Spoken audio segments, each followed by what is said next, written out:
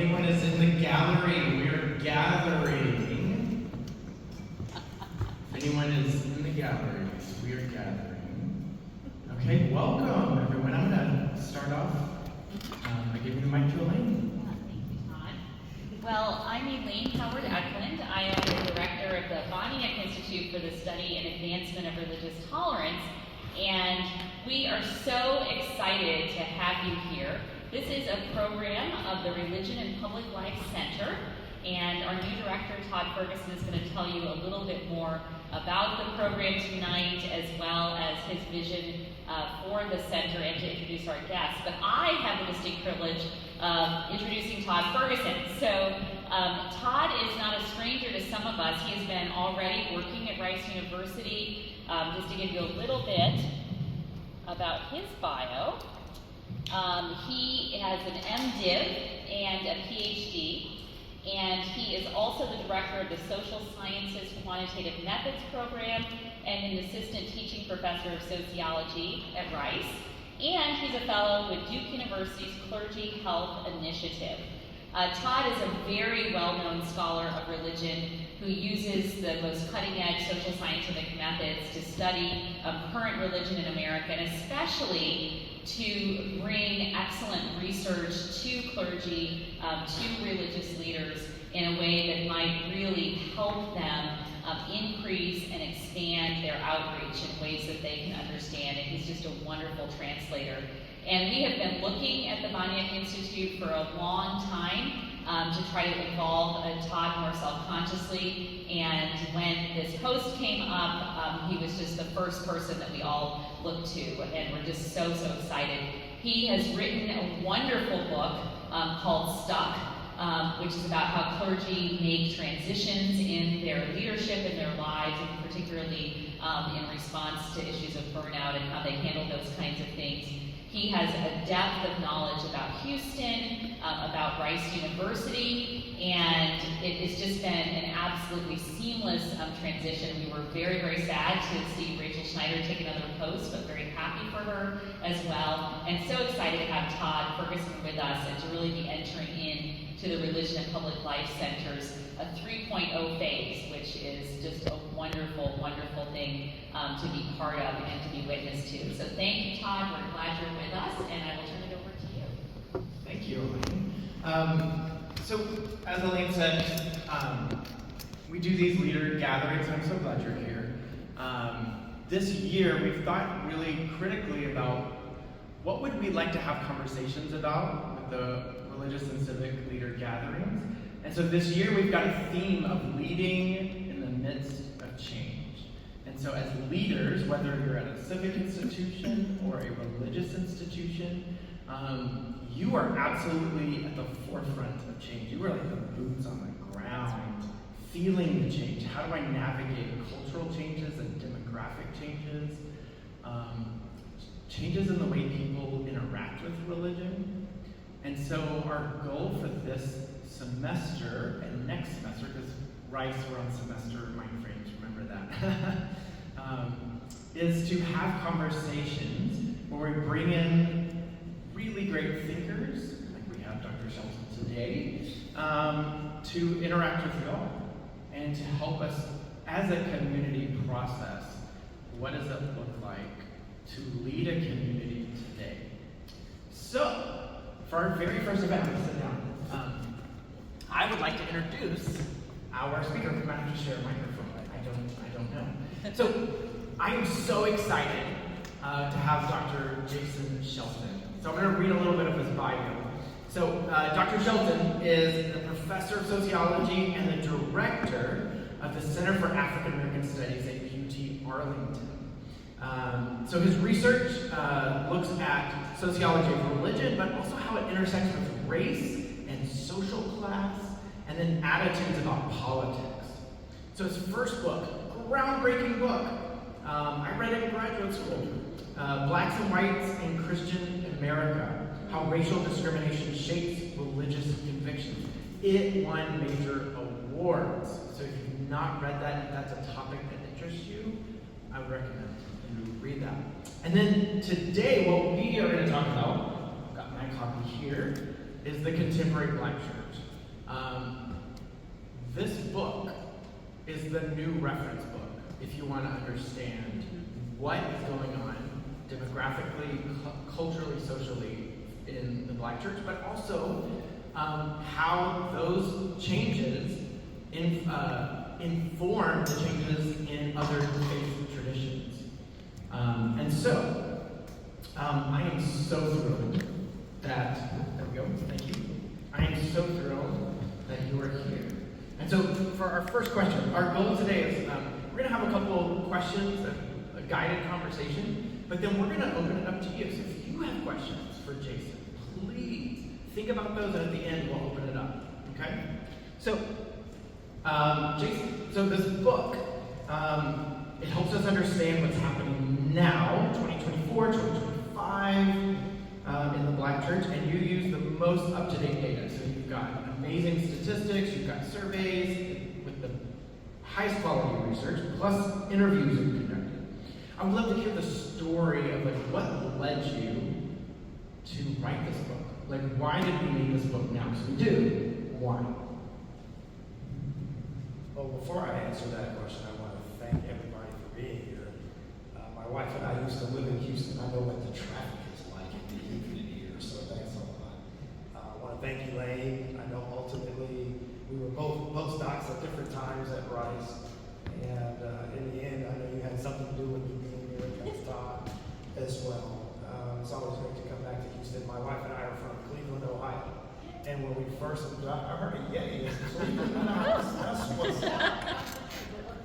Okay, I got my family in Detroit. My family got to Cleveland because they left Detroit to Cleveland. I got a lot of family in the D, as y'all call it. That's funny. So, but it's great to be here. My wife knew she did not want to go back to Ohio after being in Houston for 2 weeks. She knew straight up, I love Texas, I love Houston, this is where I want to be. And so we didn't end up staying in Houston, but I've been in DFW, and it's been great for us there. But thanks again for bringing me back here. What led me to write this book is a couple of things. First of all, in the nerdy academic world that I live in terms of African American life and politics and religion, there was a classic book that came out by Lincoln and Mamiya in the early 1990s. And it's an amazing book. I mean, every Black preacher on the planet, if you walk into her or his office, that book is on their bookshelf. And I realized there hadn't been a book since then. And Lincoln and Mamiya's book is an absolute classic. But there are a lot of great journal articles, but not a book that's really comprehensive. So that's part of it that led me to think it's time for one. But then, on a personal level, I grew up in the African Methodist Episcopal Church, the AME Church. And the AME Church back home in Cleveland, the church at one time was so big that both of my parents, when they were in college, when they met and started dating, they had no idea that their families went to the same church. That's how big the AME Church was, St. James AME Church back home in Cleveland. And that's the church that my brother and I have called home for decades. When Sarah and I got married, we moved here to Houston, and that was when, you know how it is, you get away from home, now you get to play around. Are we really Methodists? Now, so here in Houston, we went to a bunch of different churches. I know Wheeler Avenue Baptist Church ain't too far from here. We went to Wheeler. We went to a number of different churches to really sort of figure out, are we Methodists? But when we got to DFW, our oldest child was born, we realized, yes, we are Methodists. And here's where the real part of the story kicks in. We had a very difficult time finding what we thought was a young, thriving AME congregation in DFW. Here we were in the 5th largest metropolitan area in the country, much bigger than Cleveland. St. James had lost a ton of people. And we knew that, because good Lord, everybody leaves Cleveland at some point, including my parents. So it's like everybody leaves at some point. So we expected to find, we knew St. James was small, but in DFW, and then we realized, okay, if we can't find a thriving, and when I say thriving, I'm talking about young families, because we had young kids. So it's like, okay, where's a young, thriving church where we can raise our family and our girls can connect with other young kids, and we can connect with other young married couples. We couldn't find it in an AME church, and we couldn't find it in a UMC church, United Methodist Church, that was predominantly black. And we did ultimately find it. And now, so Sarah and I drive 30 minutes to church every Sunday. Not every Sunday, good Lord, we're too busy to go every Sunday. Again, none of those big changes in modern day black America. But we go at least 2 Sundays a month, but it was so tough to find it, and I knew there was a story there. Why is it this difficult to find a black Methodist church in DFW? There's a story. And what I came to realize is that it's not just the AME church, but the black Methodist tradition is in a lot of trouble. The black Baptist tradition is in a lot of trouble. But the Baptists are so big that people don't realize they've lost so many people. They've gone from 60% to 40%. So it's a big decline, but you don't see it as obviously. So anyway, that's what led to it. And there's a third factor, but I think there's another question along the way that'll sort of tackle. Okay. Yeah. Thank you, Jason. So one of the main themes of this book is, hey, there's some misconceptions about the black church. And with the most up-to-date data, here's how we might reconceive or rethink of these misconceptions. So one of them that you bring up is the semi-involuntary hypothesis, meaning historically, African Americans didn't have access to a lot of political power, institutional power. They were excluded from education, politics, government, sectors of the military. And so the black church was the almost involuntary institution. If you wanted to have power, some aspect of power, you had to go through the church. And so that's a famous theory in our social science world, semi-involuntary hypothesis. And you say, hey, I think we need to update this. We need to rethink it. So what is that misconception? And then how did you rethink that idea of African Americans and their experience of institutional access? And how do you update that? So just to further develop the point about the semi-involuntary institutions, everything you said is correct. Essentially, black folks, as you all know, didn't have a whole lot of support to rely on in larger American society because of racism, discrimination, segregation, all of those things over the centuries. So the semi-involuntary institution is also predicated on the fact that because we didn't have a lot of options and opportunities in broader society, that meant every Sunday, grandma's pulling you to church and you going. Like, you better have a darn good reason. It's semi-involuntary. You're going, and you're expected to be there, save for being sick or being out of town. Like, you pretty much have to have a heck of an excuse. And that has been the standard idea for a very widely accepted position in social sciences for decades.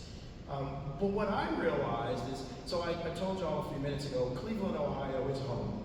But the reality is I grew up in Los Angeles as a kid. My parents left Cleveland, like a whole lot of us do, and we go find, our place in the sun in some other location. Well, my parents moved to LA in the late 70s and early 80s, and they found their place in the sun. And as they found their place in the sun, they didn't go to church nearly as often. And I realized that, and as a little kid, it was like, let me see if I can sleep in today so I can play Nintendo, and mom and dad won't wake me up because they're gonna go to work, or they got work to do on Sunday, they got other things to do.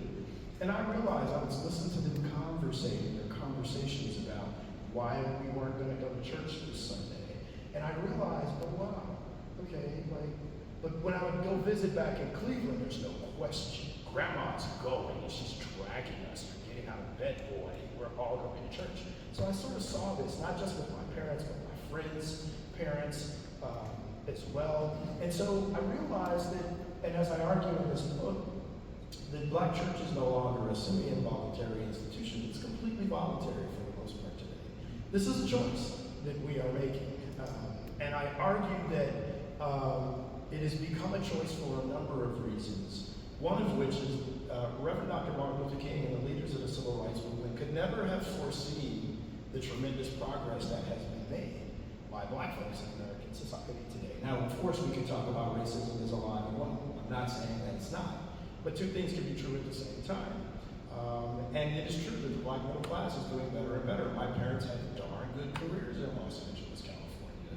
They were a young married couple. My dad worked in the record industry. My mom worked on the news radio station. I could go to work and I'd go to school in the morning and hear my mom's voice on KNX News, doing the news in all of the city of Los Angeles. And they'd be so tired at the end of the week. They'd be like, "Man, I can't make it to church this Sunday.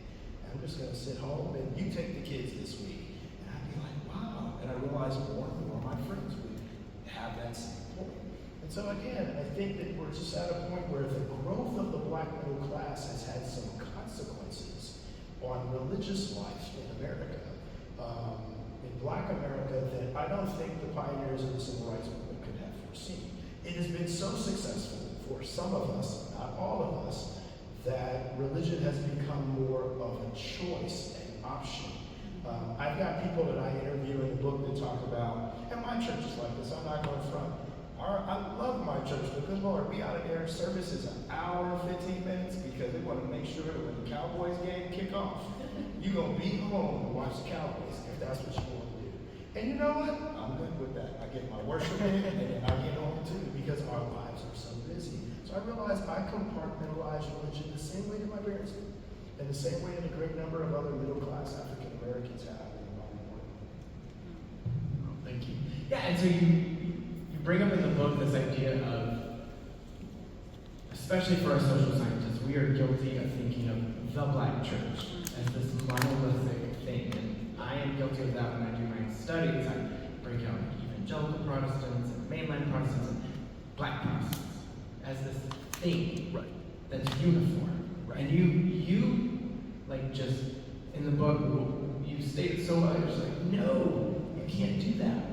So I'd love, for people who've not read it yet, what does it mean to think about it as monolithic, and then how do you push back on that and say, I don't think we can think about the black church as a monolithic entity?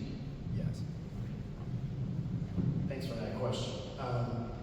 One of the things that really has bothered me, so Elaine, you know this, going back in our nerdy social science world, and you know it too, Todd, the idea of RELTRAD.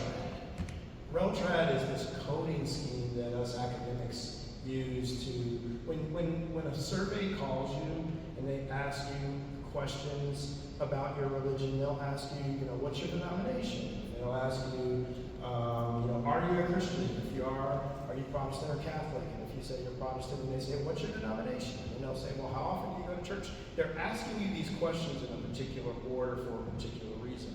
Because then what the nerdy academics do is we go back and we crunch the numbers and we put you in a category. And of the hundreds of different Protestant denominations in the U.S., we can whittle those down to 7 different categories or 7 different religious affiliations. And that's called RELTRAD. It's short for religious traditions. Well, RELTRAD is great. I know the guys who created it. I love it. Elaine, I'm actually on R&R for revising RELTRAD right now. And I'm the lead. It's awesome. Ridiculous. So I love RELTRAD. I'm not trying, but there's some holes with RELTRAD. It's been around for 25 years now. And it's highly cited, like almost 3,000 times in the literature, which is incredibly rare. One of the problems with RELTRAD is it puts all of us black folks into one category. So if you were AME, the way I grew up, or if you're black and Baptist, if you are Church of God in Christ, they'll put you all in the same category. So when I was a kid in LA, my parents started off going to Holman United Methodist Church, which is a UMC church, which was predominantly black in the hood in South Central. But then as I got a little bit older, to my early teenage years, my parents switched and went to West Angeles Church of God in Christ, which is a huge denomination, huge congregation that is Pentecostal. And so I remember as a kid going into West Angeles and hearing someone speak in tongues for the first time. And I was like, whoa, like I'm a kid, I'm 12, 13 years old, and I said to my mom, like, is that a language? Like what's that, Mom? And she's like, baby, I'm gonna have to tell you that later. Like, we can talk about that later. Because it was too deep for her to get into right then and there. But I realized that Holman was very quiet. Don't emotional at home. West Angeles, they dancing in the aisles. They getting live at West Angeles. My mom would cry every Sunday when a guy named Larry Powell sang a particular song at West Angeles. My mom would never cry at home. It just didn't pull the emotions the same way. And so the problem I realized then, the first time I ever read World Trad, is that it's assuming all black folks are the same. When you walk into a black Methodist church, it is very different from a black Pentecostal church. And it is in a black Pentecostal church, even though I didn't grow up Baptist, I had a lot of homeboys that were Baptist, so I would go to their churches on Sundays. And those black Baptist churches were very different from definitely the Methodist churches, and they definitely were not the same as the Pentecostal churches. So to your point about the monolithic kind of understanding of the black churches, there's a lot of diversity there. And so what I wanted to show was, if you're going to talk about where the black church is today, you got to break the black church down by its individual parts and tell the story why Baptists and Methodists are losing people in big numbers, but why the Pentecostal traditions are holding the line. They've always been small, but they haven't lost nearly as many people. And even though the black Catholic tradition is not considered part of the black church, the black Catholic tradition has not lost nearly the kind of numbers that the black Methodists and Baptists have. So that's why I wanted to tell that story about the diversity among us as African American Christians, whether you're Protestant or Catholic. And of course, we can talk about this later, but there's other consequences for those things too. Like, so the black Methodist tradition has always emphasized the social gospel and social justice.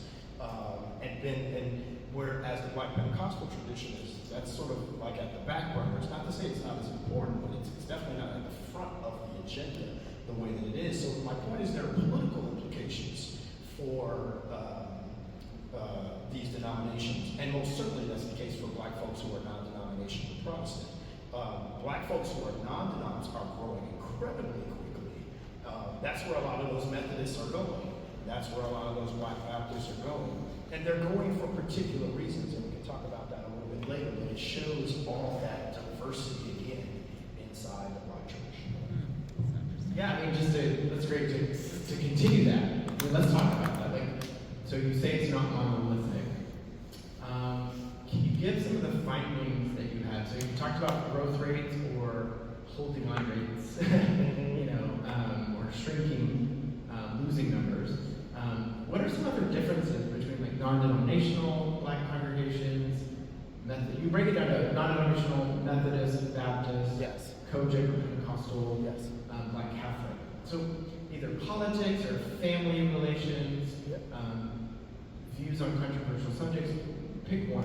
Okay. What are some findings you had? So this is the fun part. This is where the New York Times was calling me on the eve of the presidential election. So the book came out in August of 2024. You all know the election was in November of 2024. So the New York Times calls me, and this is a heck of a phone call, right? You're waiting on, you're hoping to get this call. And a reporter from the Times calls me and says, "Hey, Jason, we are trying to figure out the black vote and to what extent are folks going to come out for Kamala Harris? Like, can the black church can Kamala Harris rely on the black church as a base for votes?" And I said, yes, but not the way that previous candidates could rely on the black church as a base for votes. And clearly this reporter had read a chunk of the book, the chapter I get into black politics. So before I get to that part, let me take a quick step back. The black Methodist tradition that I grew up in has always been viewed as bougie. Black Methodists were, centuries ago, we made sure that if you were going to be a clergy member, you had to have a college degree. And you had to get your degree, you not only had to have a college degree, but you had to have very clear training. You couldn't just be called to preach in the Black Methodist tradition. And that turned off, of course, a lot of people, because in the Black Baptist tradition and the Black Pentecostal tradition, you could be called and you are considered, the Lord's called you, and you are no better, no worse than anybody, in terms of preparation. That's not the case in the Black Methodist tradition. Well, I say all that to say, over the years, Methodists have been disproportionately middle class. If you go back to E. Franklin Frazier's classic book, The Negro Church in America, he was very clear that the Black Methodists had more education, we were more middle class. We were more likely to be engaged in the broader society than the Black Baptists and the Black Pentecostals. Well, that's not the case now. When you look at the data for Black folks who are non-denominational Protestant, they making us Black Methodists look like we're blue collar, right? Black non-denominational Protestants have far more education, have far more income than Black Methodists do. They are far more likely to live out in the suburbs. They're far more likely to say yes to having white friends and engaging with those white friends on a regular basis. My point is they're far more engaged in the broader American society. So keep that as one point, which leads later to the politics of Black non-denominational Protestants are twice as likely to vote for Republican presidential candidates. So when the New York Times called me, they wanted to know about that. They wanted to get at this idea of, can Kamala Harris rely on the Black church? I'm saying yes. She can rely on the Baptists and the Methodists for the most part, two dying traditions in Black America that are going to deliver the historic Black vote because it's the Baptists and the Methodists who led the Civil Rights Movement. But she cannot count on Black non-denominational Protestants. She's going to get most of them, but she ain't going to get all of them. And as I told a number of news reporters over the months before the election, there's a reason when Donald Trump shows up at a Black church, he's showing up at a non-denominational Protestant Black church. That's where he's more likely to get those Black votes from. Those are your affluent African Americans, and I discussed this in the book. They're more likely to vote for Republican candidates for a wide range of reasons, mostly on the basis of their well-to-do status that they have to protect the personal gains that they've made. So in the long arc of this point, Todd, where we're getting to in Black America for a number of different reasons, is the idea of less of an emphasis on collective movement and collective support among us as Black people via the church, and more of an emphasis on what's good for me and what's good for my situation. So as I ultimately argue in the book, the role of individualism is becoming incredibly prominent in Black America. And we see this not only just with our politics, not only with the growth of the Black middle class, but even within the context of religion. As we move around inside the church, as my wife and I figure out, are we really Methodists? It's our own individualism. It's us trying to figure out what works for us. My grandparents on both sides of the family connected back to the Black Methodist tradition for generations. We were the first ones to look around. And so, again, I'm not trying to cast the evil spell on people, because I'm doing the same things, but I'm realizing there are consequences for that individualism in Black America today. That's great. Yeah, so in the book, he brings up this idea of peoplehood, and the Black church historically has helped create that cultural sense of peoplehood. But then individualism has really pushed back against that. And so then what is the mechanism to create an identity of Black people? Yes. And Yes. what is the role of the Black church there, right? Exactly. And so I think you astutely bring that up. Thanks. And this idea of like institutions help us understand ourselves.